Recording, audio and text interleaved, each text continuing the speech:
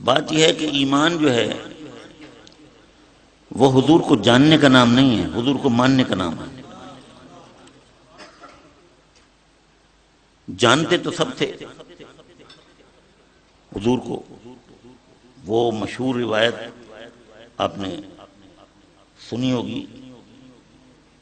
کہ مکے کی سرزمین پر دو کافر اور مشرک کھڑے ہیں،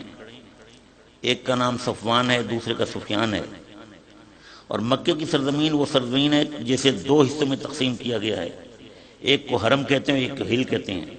ہل و حرم کی ترکیب ہے۔ حرم جو ہے اس میں رہنے میں پابندیاں ہیں، حرم کے اندر آپ شکار نہیں کھیل سکتے، حرم کے اندر آپ درخت نہیں توڑ سکتے، درخت نہیں کاٹ سکتے، درخت کی ٹہنی نہیں کاٹ سکتے، گھاس نہیں کاٹ سکتے، گھاس کا پتا نہیں توڑ سکتے حرم کی زمین میں، اور ہل میں کوئی پابندی نہیں ہے۔ تو دو کافر اور مشرک کھڑے ہیں اور وہ ایک منظر دیکھ رہے ہیں کہ ایک ہرن جو ہے اس کا تعاقب کر رہا ہے بھیڑیا شکار کرنے کے لیے، اور شکاری کا طریقہ واردات یہ ہوتا ہے کہ وہ جب اپنے شکار کے پیچھے دوڑتا ہے تو اسے بھگاتا ہے اور بھگا بھگا کے تھکا دیتا ہے، تو اس کی رفتار سست ہو جاتی ہے تو اس کو شکار کر لیتا ہے۔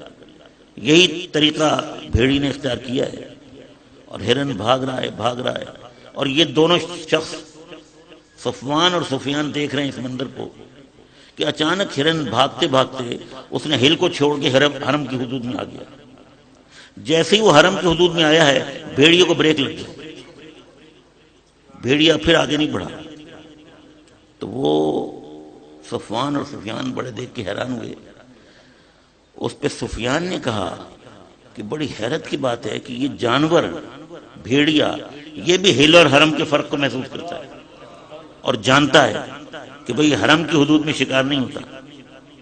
تو اللہ تعالیٰ نے بھیڑیے کو زبان دی، قوت گویائی دی، اور اس بھیڑیے نے کہا فصیح عربی میں کہ آپ اس بات پہ حیران ہو رہے ہیں کہ میں ہل اور حرم کے فرق کو جانتا ہوں، میں اس بات پہ حیران ہوں کہ غیب کی خبریں دینے والے نبی کو آپ نہیں جانتے۔ جب یہ بات بھیڑیے نے کہی تو صفوان نے سفیان سے کہا کہ بھئی اب تو اس بات میں کوئی شک ہی نہیں کہ محمد اللہ کے رسول ہیں۔ میرے دوستو، جب سفیان نے یہ بات کہی تو صفوان نے جب یہ بات کہی تو سفیان نے جواب دیا میں تو بڑے عرصے سے جانتا ہوں کہ اللہ کے رسول ہیں، میں بڑے عرصے سے جانتا ہوں اللہ کے رسول ہیں، لیکن مانتا نہیں تھا۔ ایمان جاننے کا نام نہیں ہے، ایمان ماننے کا نام ہے۔ ابو جہل